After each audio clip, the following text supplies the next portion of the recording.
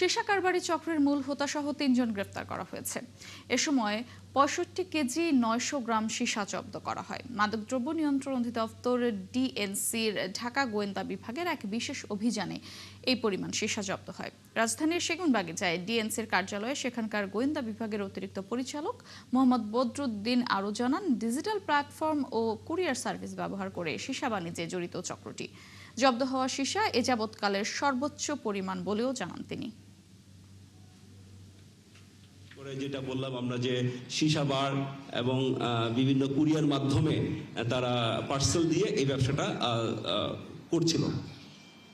আমরা তদন্ত করে দেখছি আরো, কারণ আমরা এই ক্ষেত্রে কিছু গ্রাহক যারা তাদের থেকে কিনতো, ক্রয় করতো, তারা যারা বাইরে থেকে আনতো এবং বড় মাপে যারা বিক্রি করতো, সেটার একটা আমরা পেয়েছি কিছু, সেগুলো আমরা অনুসন্ধানের প্রেক্ষিতে এখানে বলছি না, সেটা কার্যক্রম চলমান আছে। পরবর্তীতে আরো কিছু বিষয় আসলে আমাদের নজরে আসলে আমরা আপনাদেরকে জানাবো।